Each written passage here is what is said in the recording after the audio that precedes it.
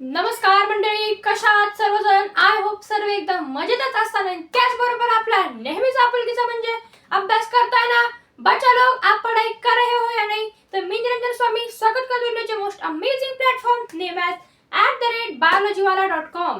सर्वजण कशा आहात? एकदम मजेतच का? ठीक आहे. तर आज मी घेऊन आलो आहे केमिस्ट्रीचा लेक्चर. ठीक आहे, आता बघा आपला बायोलॉजीचा किती आपला फक्त एकच चॅप्टर आहे, लेसन नंबर 17. कोणता? Introduction to biotechnology. 2 lecture shoot झालेले आहेत, 2 लेक्चर अपलोडेड आहे, एक लेक्चर आता अपलोडेड होईल आणि 3 लेक्चर आपले शूट झालेले आहेत, म्हणजे 3 लेक्चर अवेलेबल आहेत. तेच बरोबर आता मी side by side chemistry shoot करतोय. तर ठीक आहे, आजचा हा व्हिडिओ आहे का कसा आहे, लेक्चर बाय लेक्चर नाही, हा वन शॉट व्हिडिओ आहे.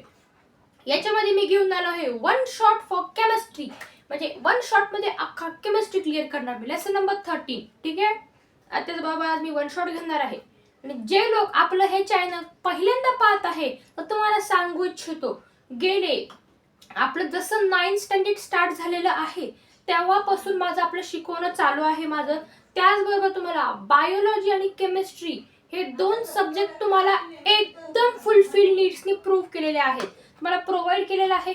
आपल्या चॅनलवरती बघा बायोलॉजीचे अख्खे चॅप्टर्स प्रेझेंट आहेत, परत केमिस्ट्रीचे सर्व प्रेझेंट आहेत, परत आहे तुम्हाला सांगायला गेलं तर आपण मॅरेथॉनचं कंडक्ट करतो. मॅरेथॉन मध्ये मी हेही सांगतो की तुम्हाला एक्झाम पॉईंट ऑफ व्ह्यू काय येऊ शकतो, काय इम्पॉर्टंट आहे, हे सर्व काही सांगतो. तुम्ही जर नवीन बघत आहात तर नक्की आपल्या चॅनलला फॉलो करा, म्हणजेच की @biologywala and be a master of biology. Clear? माझ्यासारखंच. ठीक आहे, तर लेक्चरला परत आपण एका झटक्यात. ठीक आहे, चला लेक्चर स्टार्ट करूया. त्याच्या आधी थोडंसं open your textbooks and get ready for our lecture. तर आज मी केमिस्ट्रीचा लेक्चर घेऊन आलो आहे, lesson number 13, carbon an important element. Clear? आता कार्बन अन इम्पॉर्टंट एलिमेंट आपला हा चॅप्टर आहे, बरोबर. तर कार्बन अन इम्पॉर्टंट चॅप्टर चालू करायचे आपल्या सगळ्यात पहिले काय आहे, हा वन शॉट. हा आपला आहे वन शॉट. याच्यामध्ये मी फक्त एक्झाम पॉइंट ऑफ व्ह्यू तुम्हाला इम्पॉर्टंट काय तेच टॉपिक्स घेणार आहे. मी फक्त हे घेणार नाही, मी बरोबर काय सांगायचं तुम्हाला, याच्यामध्ये आपल्या टेक्स्ट बुक मध्ये भरपूर सारे एक्सपेरिमेंट्स आहेत. सो मी एक्सपेरिमेंट डिस्कस नाही करतो जास्ती, कारण की मला एका बाकीचंही शिकवायचं आहे. क्लिअर? ठीक आहे, चला वन शॉट व्हिडिओ. त्याचबरोबर सगळ्यात पहिले आता आपण काय करूया, एक फ्लो चार्ट चालू करू. ठीक आहे, फ्लो शॉट आपण ते करूया. सगळ्यात पहिले आपण एक फ्लो चार्ट घ्यायचा आणि त्याच्या थ्रू आपण सर्व हे समजून घ्यायचं. सगळ्यात पहिले बघा आपल्या चॅप्टरचं नाव काय बघा, कार्बन अन इम्पॉर्टंट एलिमेंट, म्हणजेच की कार्बन हा खूप इम्पॉर्टंट एलिमेंट आहे, बरोबर. आता आपण पाहतो बघा टोटल 118 एलिमेंट प्रेझेंट आहेत आपल्यामध्ये. काही most of the elements natural आहेत आणि काही मॅनमेड आहेत. क्लिअर आहे? चला सगळ्यात पहिले कार्बन. आता सिम्बॉल सगळ्यात पहिले कार्बनची बेसिक इन्फॉर्मेशन घेऊयात. सिम्बॉल काय, आपण सी घेतो. ॲटॉमिक नंबर याचा 6 आहे आणि याचं ॲटॉमिक मास 12 आहे. हे 3 इम्पॉर्टंट इन्फॉर्मेशन आहेत आणि त्याची व्हॅलेन्सी कशी येते बघा. सगळ्यात पहिले इलेक्ट्रॉनिक कॉन्फिगरेशन मध्ये मी तुम्हाला समजवतो. मी बघा इलेक्ट्रॉनिक कॉन्फिगरेशन. ठीक आहे, आता इलेक्ट्रॉनिक कॉन्फिगरेशन घेऊया आपण सगळ्यात पहिले इथे. एक मिनिट.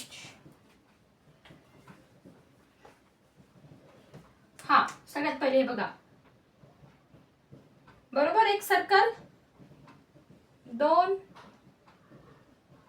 3 KLMN. ठीक आहे, आता हे आपले शेल्स आहेत, बरोबर. आपला याचा सिम्बॉल काय आहे, सी.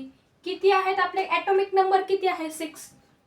ठीक आहे, आपले रूल्स काय बोलतो, सगळ्यात पहिल्या शेल मध्ये किती हवे, 2, 1 2. ठीक आहे, आता बघा 6 - 2 = 4. 4 राहिले आपल्याला. ठीक आहे, मग आपण इथे उरलेले 4, 1 2 3 4. हे 4 झाले, बरोबर. लास्ट शेलला आपले किती आले, 4 आले, बरोबर. आपली मग व्हॅलेन्सी काय आली, 4 आली. कळालं? व्हॅलेन्सी आली 4. व्हॅलेन्सी कळालं हे कसं आलं कॉन्फिगरेशनच्या माध्यमाने. हे असं याचं ॲटॉमिक नंबर हे आलं सॉरी ॲटॉमिक नंबरचे तुम्हाला इलेक्ट्रॉनिक कॉन्फिगरेशन म्हणजे याची व्हॅलेन्सी 4 येते. कळालं क्लिअर. तर हे होतं आपलं बेसिक इंट्रोडक्शन होतं. हे बेसिक इंट्रोडक्शन करूयात आपण रब आणि मेन ऍक्च्युअल पार्ट कडे मूव्ह करूयात आपण सगळ्यात पहिले. तर आता ऍक्च्युअल पार्ट कडे मूव्ह करूयात त्याच्या पहिले सगळ्यात पहिले आपण काय करूयात एक मी फ्लो चार्ट ड्रॉ करतो तुम्हाला एक्सप्लेन करायला खूप सोपं जाईल मला. त्याचबरोबर आपल्या सगळ्यात पहिले काय नाव आहे कार्बन. कार्बन आपण नाव टाकून घेऊया सगळ्यात पहिले बरोबर. हे आलं कार्बन. एलेट्रॉप्स ऑफ कार्बन आपण इथे एलेट्रॉप्स पण लिहूयात. एलोट्रॉप्स. हा मी एक माइंड मॅप काढतोय. तुम्हाला वाटलं तर तुम्ही हा माइंड मॅप तुमच्या नोटबुक मध्येही काढू शकता. माझ्या मागे मागे चला काढूया सगळ्यात पहिले. हे बघा सगळ्यात पहिले आला हा. आता इथे काय येतं बघा सगळ्यात पहिले किती फॉर्म आहे त्याचे. कार्बन. आता कार्बन कसा नेचर मध्ये सापडतो. कसा कार्बन फाउंड इन नेचर. किती स्टेट मध्ये फाउंड होतो हा फ्री स्टेट आणि कंपाऊंड स्टेट. कार्बन कधी पण आपल्याला बघा फ्री स्टेट आणि कंपाऊंड स्टेट या दोन्ही मध्ये हा कार्बन फाउंड होतो. क्लिअर आहे. ठीक आहे. तर बघा 2 स्टेट मध्ये फाउंड होतो. आता आपण चार्ट मध्ये बघा सगळ्यात पहिले काय घेणार आपण क्रिस्टलाइन फॉर्म्स. इकडे क्रिस्टलाइन फॉर्म्स. आता क्रिस्टलाइन फॉर्म काय आहे a substance having regular and defined geometrical pattern of atoms carbon atoms arrangement is called as crystalline form. Crystals म्हणजे काय आपलं शुगर कसं क्रिस्टल बॉक्स त्याला एक डिफाइन्ड शेप असतो. क्रिस्टलाइन फॉर्म म्हणजे एखादं सबस्टन्स त्याला एकदम डिफाइन्ड शेप आहे त्याला एक ज्योमेट्रिकल शेप आहे त्याला काय बोलतात क्रिस्टलाइन फॉर्म. दुसरं त्याच्या बाजूला काय आहे non crystalline form. Non crystalline form. Clear. आता बघा हे 2 form clear. Non crystalline form मध्ये काय असतं स्ट्रक्चरला डिफाइन्ड शेप नसतो त्याला ज्योमेट्रिकली डिफाइन्ड शेप नसतो तो पावडर फॉर्म मध्ये किंवा थोडंसं विचित्र. क्लिअर. ठीक आहे. आता बघा क्रिस्टलाइन फॉर्म्स धरला आपण. आता क्रिस्टलाइन फॉर्म्स मध्ये पण बघा किती प्रकार आहेत हे बघा.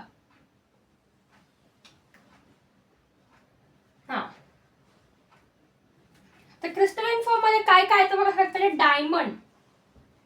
काय आलं डायमंड. त्याच्यानंतर काय घेऊयात आपण ग्रेफाइट. स्टेप बाय स्टेप हा मॅप तुम्हाला हे काढणार आहे. वन शॉट मध्ये मी मोस्ट ऑफ द टाइम्स काय करतोय एक माइंड मॅप काढतो तो माइंड मॅप अख्खा एक्सप्लेन करतो.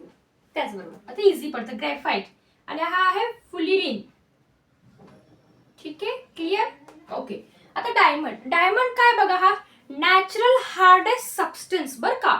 हा पण एक कार्बनचा फॉर्म आहे पण डायमंड एकदम नॅचरल हार्डेस्ट फॉर्म आहे. कधी तुटू शकत नाही एकदम कडक फॉर्म आहे डायमंड. तर बघा डायमंडचा यूज कुठे होतो बघा ग्लास कटिंग. आपण एखाद्या ग्लासला जर कट करत असेल का तर डायमंडचा यूज होतो बरोबर. परत मोठमोठ्या रॉक ड्रिलिंग मशीन्स असतात का त्याच्यामध्येही डायमंडचा यूज होतो. डायमंड परत आपल्या ह्याच्यासाठी पण यूज होतो. डायमंड कशासाठी ऑर्नामेंट्स ज्वेलरी आपली डायमंड पासून बनते बघा. क्लिअर.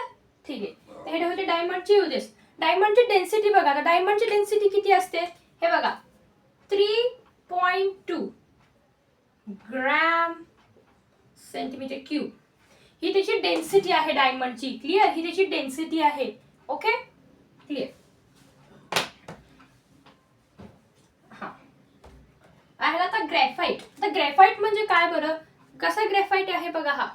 आता हा ग्रेफाइट कसा होतो म्हणजे हा ब्रिटल आणि सॉफ्ट मटेरियलने असतो.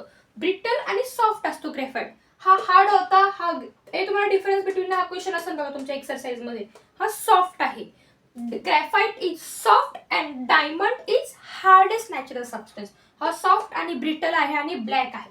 तर ग्रेफाइटचा यूज कुठे होतो बघा तुम्हाला सांगतो. आपली नॉर्मल आपण पेन्सिल यूज करतो बघा अप्सरा नटराज भरपूर कंपनीच्या पेन्सिल्स आहेत त्याच्या आतमध्ये ती असतं बघा ब्लॅक कलरचं तेच तर ग्रेफाइट असतं ना. कोल लीड आपण पाहतो ना ती ब्लॅक लीड. ती ब्लॅक लीड काय असते ग्रेफाइट असतं ते. क्लिअर. ठीक आहे. तर हा होता पेन्सिल लीड्स मध्ये होतं यूज. ठीक आहे. आणि ग्रेफाइट हा good conductor of electricity. Whereas diamond good conductor नाही आहे इलेक्ट्रिसिटीचा. क्लिअर? ठीक आहे. आता आला हा फुलिरिन. आता हा फुलिरिन काय? आता त्याचं स्ट्रक्चर कसं आहे बघा. बकी बॉल्स अँड बकी ट्यूब्स. आता बकी बॉल्स बकी ट्यूब्स तुमच्या टेक्स्टबुक मध्ये एक इमेज असेल बघा ब्लू आणि येलो कलरचं. त्याच्यासारखं बकी बॉल्स अँड बकी ट्यूब्स त्याचं स्ट्रक्चर आहे फुलिरिनचं. फुलिरिनचा यूज काय होतो? मेडिसिन मध्ये यूज होतो, नॅनो टेक्नॉलॉजी मध्ये यूज होतो. अशा 2-3 टेक्नॉलॉजीजने हे यूज होतं. क्लिअर? क्लिअर आहे सर्वांना हे 3 फॉर्म्स? ठीक आहे. आता मूव्ह करू आपण नॉन क्रिस्टलाइन कडे.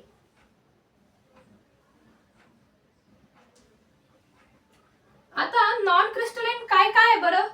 कोल, कोळसा, चारकोल आणि त्याच्याबरोबर आला आपला कोल, चारकोल आणि कोक.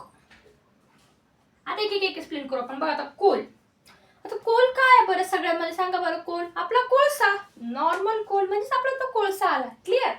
आणि चारकोल, चारकोल आपण बघा काय काय त्याची चारकोल पावडर खूप अशी डार्क असते. ती पण आपल्या ड्रॉइंग्स मध्ये यूज होती बघा. आपण नॉर्मली ड्रॉइंग काढतो तेव्हा ती पावडर मिळते बघा, अशी चारकोल पावडर म्हणतो आपण त्याला. ड्रॉइंग्सला यूज करतात बघा ती चारकोल पावडर. आणि कोक, कोक काय असं माहिती का? कोलचाच एक फॉर्म आहे कोक. त्याच्यामध्ये काय होत असतं? ह्याच्यामधले का सगळे कोलची गॅस रिलीज होते, जी मागे उरतो का सबस्टन्स, त्याला कोक म्हणतात. क्लिअर? ठीक आहे. आता बघा या तिन्हीमध्ये का कोलचे पण सब टाइप्स आहेत. कोलचे सब टाइप्स काय आहेत बघा. सगळ्यात पहिले पाहून घेत आपण. सगळ्यात पहिले पीट, पीट, लिगामेट, लिग्नेट. ठीक आहे. Peat, lignite, bituminous, bituminous, bituminous, BIN, bituminous.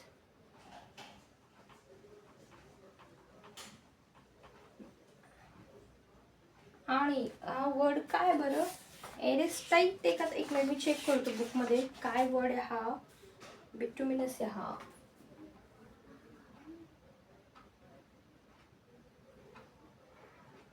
Bituminous word आणि हा काय? एथ्रॅटिक. वर्ड पण अशी विचित्रच नाही.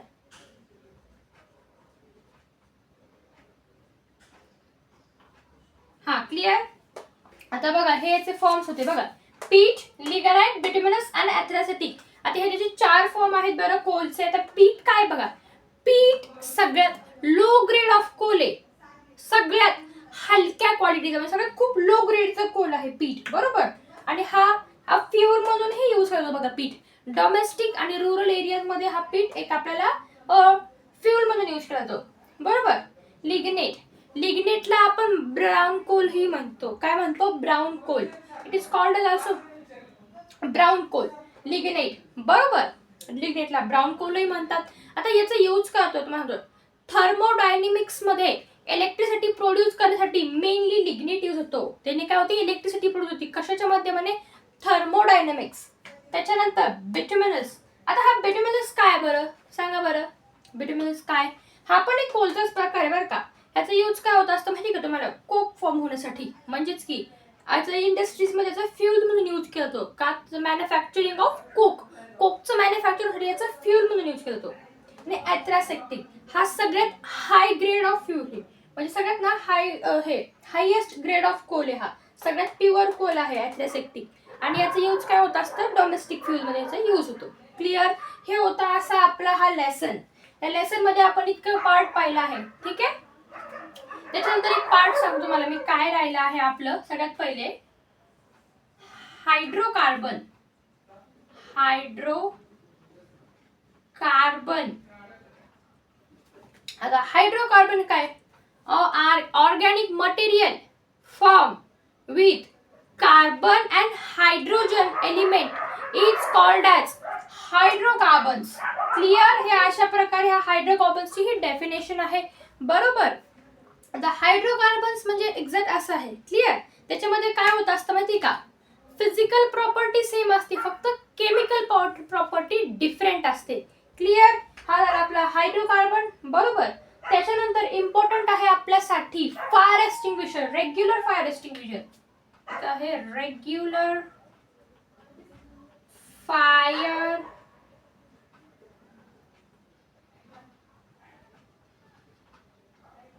Regular fire extinguisher.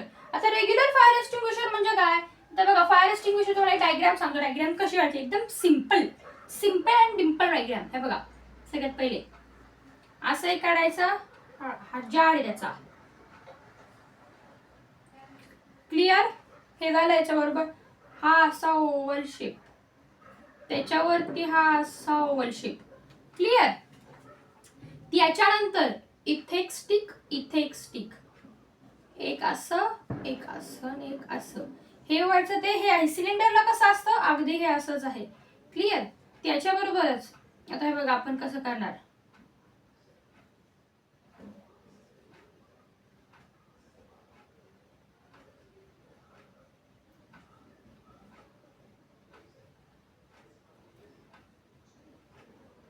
हा बरोबर. हे असं स्ट्रक्चर आहे, नॉब आहे, याच्यात एक कॅप्सूल असते बॉटल सारखी, अशी बॉटल सारखी कॅप असते. एवढं हे असं आहे स्ट्रक्चर फायर एक्सटिंग्विशरचं. आता इथे बघा काय असतं, sodium bicarbonate powder. Sodium बाय कार्बोनेटची पावडर इथे असते प्रेझेंट. आणि आता हे जे कॅप्सूल दिसतंय का तुम्हाला, हे कॅप्सूल, ह्या कॅप्सूलच्यात असतं आपलं सल्फ्युरिक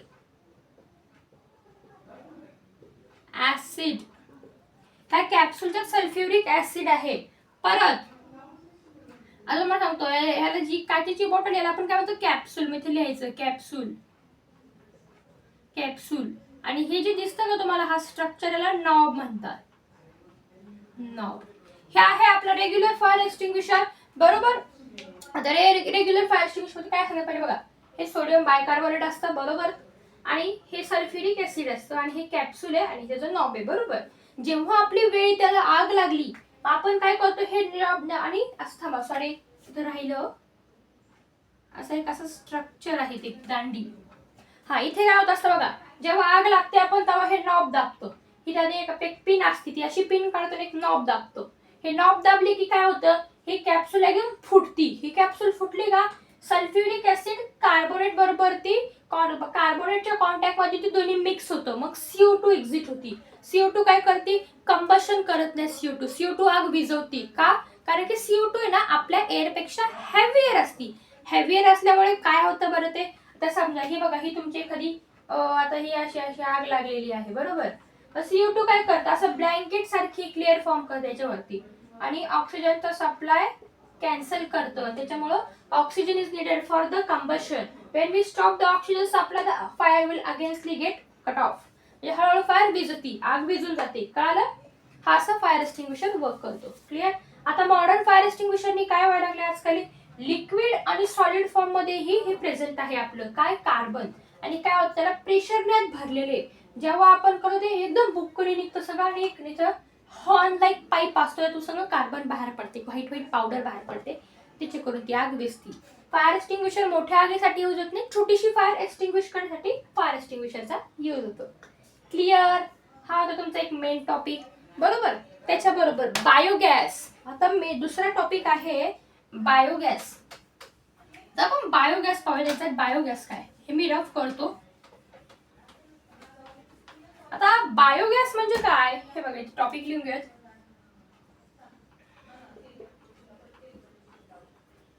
आता बायोगॅस तुम्ही गावाकडे पाहता बघा, त्याच्यावरती ना गॅसही चालतो आपला. तर बायोगॅसचं स्ट्रक्चर अंडरग्राउंड जमिनीच्या त्याचं स्ट्रक्चर असतं. स्ट्रक्चर आता मी काढू शकत नाही, खूप हार्ड आहे ते, तुम्ही टेक्स्टबुक मध्ये पाहून क्लिअर करा. ठीक आहे.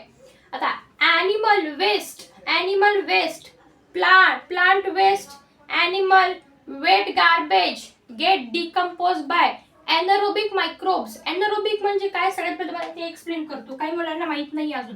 बायोलॉजीचा मेन ब्रांच असते एरोबिक आणि नॉन एरोबिक. एरोबिक आणि एनारोबिक. हे बघा, हे आहे एरोबिक.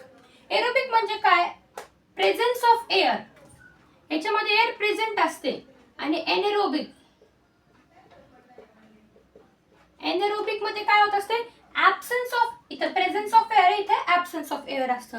मग काय होतं, ॲनिमल डंग, ॲनिमलचे ते हे animal dung, plant leaves, wet garbage get decompose bye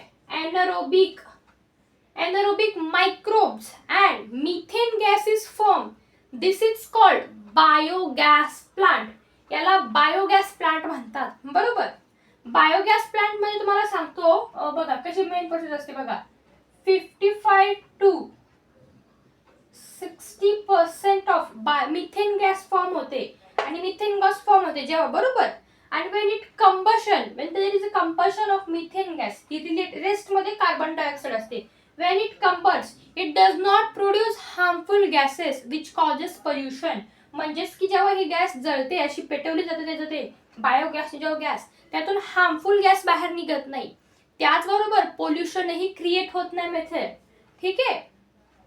आता बायोगॅस कशी प्रोसेस आहे ही ॲनारोबिक आहे. ऍब्सेन्स ऑफ एअर मध्ये हे डिकम्पोजिशन होत असतं बरोबर. आता हे डिकम्पोजिशन ऍब्सेन्स ऑफ एअर होते. विदाउट एअरचे हे डिकम्पोजिशन केलं जातं. क्लिअर. आता याच्यामध्ये पण बघा 2 स्टेजेस असतात. ठीक आहे. ते 2 स्टेज तुमच्या टेक्स्टबुक मध्ये दिलेली असतील. Go through it. 2 स्टेज आता तुम्हाला सांगतो मी. आता बघा तुम्हाला सांगतो बघा 2 स्टेज असतात. फर्स्ट आहे फॉर्मेशन ऑफ ऍसिड.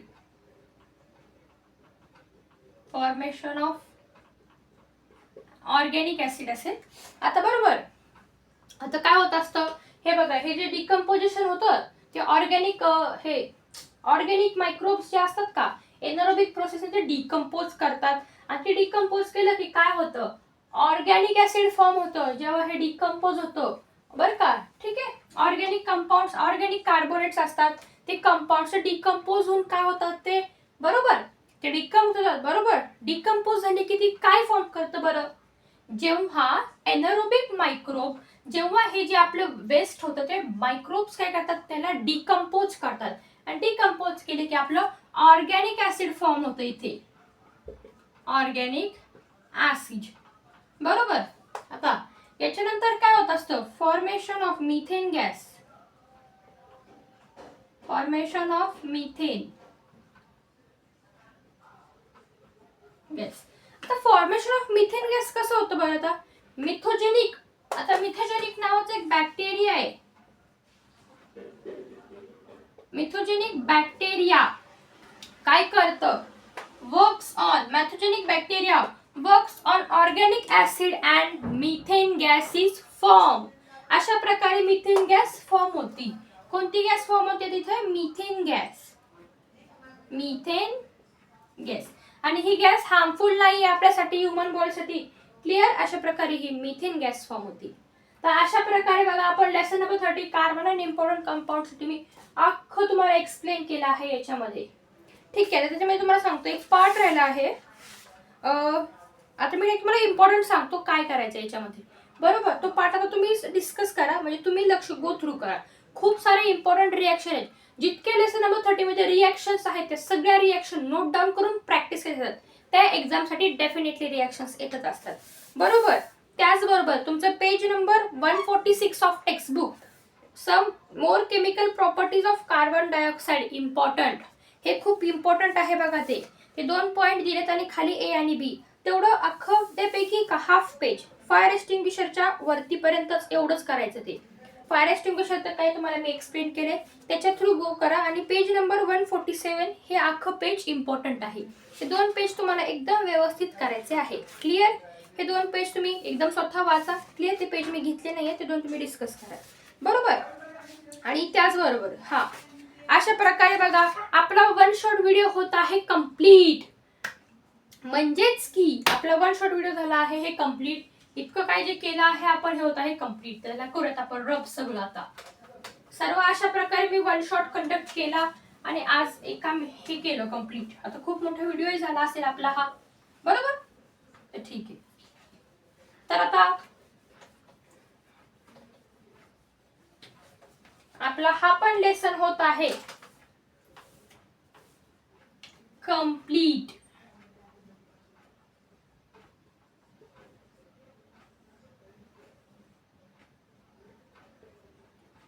अशा प्रकारे आपला हाय लेसन होत आहे कम्प्लीट एका 1 शॉट व्हिडिओ मध्ये. त्याचबरोबर तर मंडळी कसा वाटला तुम्हाला हा लेक्चर नक्की सांगा. तर भेटू आपण एका पुढच्या लेक्चर सोबत.